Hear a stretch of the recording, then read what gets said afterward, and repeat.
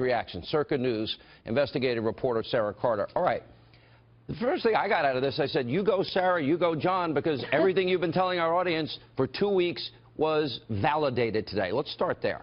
Yeah, it's true. I mean, we talked about the fact that the FBI had conducted a traditional investigation into Trump's server that was located outside of Trump Tower, and that they found no evidence of criminality at all in the server, the pings that were reported between his server and the Russian bank.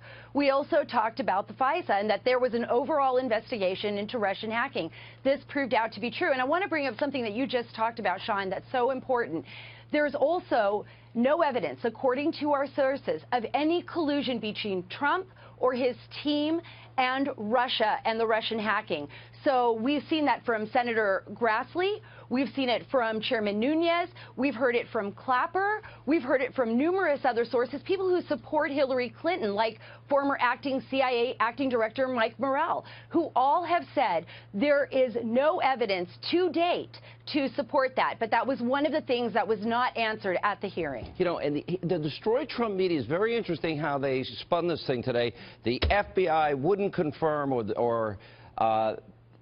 that the tweet of Donald Trump about wiretapping by the Obama administration.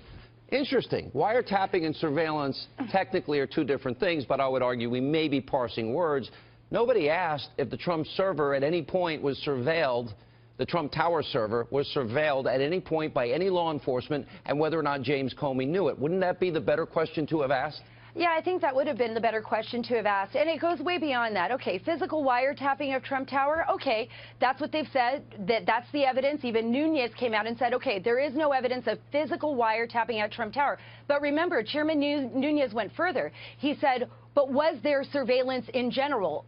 Was Flynn the only one? We know for a fact that people had unmasked Flynn's name in his conversation with the Russian ambassador, and that leaked. Was that the only name? Are there more names out there? How many people saw unredacted transcripts of phone conversations between Trump and his associates and foreign leaders? Because remember what the FISA covers, Sean. Right. It covers the foreign leaders. So anytime President Trump, back then candidate Trump, made a phone call to a foreign leader or spoke to them, was that viewed by others? I mean, that's something that Chairman Nunes and others want to know. What's sad is that the director of the FBI, who doesn't comment on ongoing investigations, well, he commented on an investigation that you've been reporting on for 2 weeks. That, in fact, there were 2 warrants issued. One was FISA, one was non-FISA.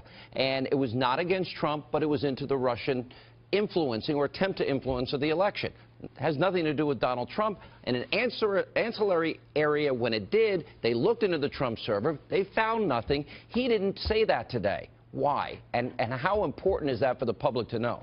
Well, he's very limited on what he can say because the DOJ gives him those parameters, right? The Department of Justice says these are the parameters in which you can disclose this information. And maybe because the report isn't closed yet, the investigation is still ongoing, he didn't answer those questions. What we do know, and I've contacted the DOJ, I asked them, is there an investigation into the leak? Have you given permission for the FBI to investigate that leak? They would not answer me either way. But we do know from the sources we've been speaking to. Why are they selective in what investigations they're willing to comment on when they don't comment on investigations? Exactly. I mean, that's a very good point, and they won't answer that. But what we do know is, according to our sources at the FBI and on the Hill, they have not been given that permission yet. Last question. The real story is seeming to move in a political direction. Where are we in terms of that? Well, we are continuing to investigate that. I mean, I think the biggest question here is, was intelligence politicized? How was it politicized? And when we're looking at the FISA, what are our rights? Is it possible top intelligence people, Trey Gowdy went through the list of people that would have had access to this information, especially after Executive Order 12333 was expanded to 16 other agencies, naming specific names. Now, Trey Gowdy's never lost a case as a prosecutor. I assume he was setting the table for future investigations and questions that would directly relate to who knew what when. Yeah. Of the names that he listed, true or false? He mentioned, true. I mean, he mentioned Susan Rice. He mentioned Ben Rhodes. Yep. He mentioned Director Brennan. I mean, there is a list of people. And there could be a top intelligence leak, and that is the issue, and that's the felony we know that was committed. right? That's correct. That is correct. But whether it's investigated, we just don't know if it's going to go that far. All right, great work, Sarah. We'll continue. We've been way ahead of the curve. We've been telling people for 2 weeks. They're not listening yet. Thanks for being with us.